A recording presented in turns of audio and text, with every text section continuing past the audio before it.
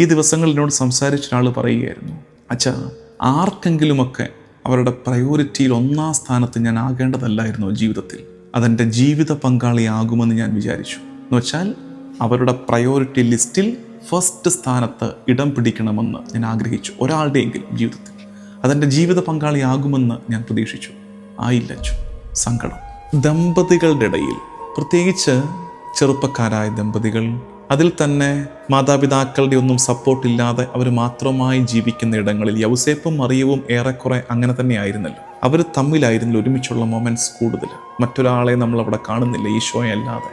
ആ ബന്ധങ്ങളിൽ വരുന്ന എല്ലാ സങ്കടങ്ങളെയും, പ്രത്യേകിച്ച് പരസ്പരമേൽപ്പിക്കുന്ന മുറിവുകൾ, ഇന്നൊത്തിരി ടോക്സിക് ബന്ധങ്ങൾ കൂടുന്നു. പല വിധത്തിലുള്ള സൈക്കോളജിക്കൽ പ്രശ്നങ്ങൾ ദമ്പതികളുടെ ഇടയിൽ കൂടുന്നു. അതിൻ്റെ മുറിവുകൾ ജീവിത പങ്കാളി, ചിലപ്പോൾ ഭാര്യയാകാം, ചിലപ്പോൾ ഭർത്താവാകാം, അത് ഏറ്റെടുക്കേണ്ടി വരുന്നു.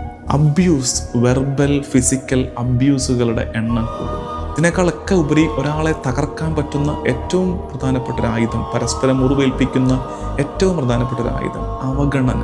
ഇങ്ങനെ ഒരാൾ കൂടെ ഉണ്ടെന്നുള്ള ഒരു തോന്നൽ പോലും ഇല്ലാതെ, നീ എൻ്റെ കൂടെ ഉണ്ടെന്ന് കരുതുന്ന പോലുമില്ല എന്ന വിധത്തിൽ ജീവിച്ചു കളയും.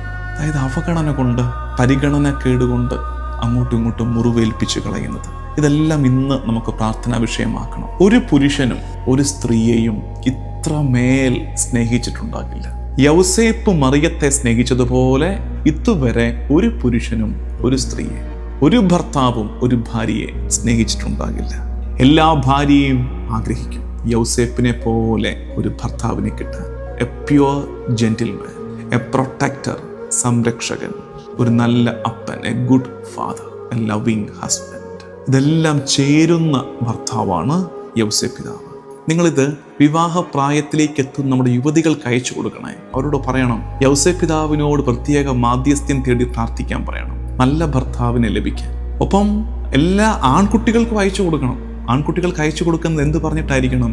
യൗസേപ്പിനെ പോലെ ഒരു നല്ല ഭർത്താവാകാൻ ഒരുക്കാൻ യൗസേപ്പ് പിതാവിൻ്റെ തന്നെ മാധ്യസ്ഥ്യം തേടി പ്രാർത്ഥിക്കണം. എല്ലാ പുരുഷനും അവനൊരു ഭാര്യയെ ലഭിക്കുന്ന വഴി സ്ത്രീത്വത്തിൻ്റെ രഹസ്യത്തെ സംരക്ഷിക്കാൻ അവൻ ഏൽപ്പിക്കപ്പെട്ടിരിക്കുകയാണ്.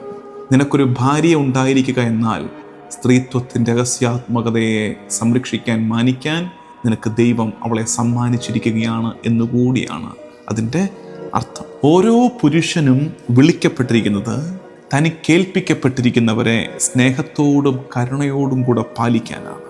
അത് നമ്മൾ മറന്നു പോകുമ്പോൾ യൗസേപ്പ് പിതാവ് നമ്മെ അത് ഓർമ്മിപ്പിക്കുന്നു.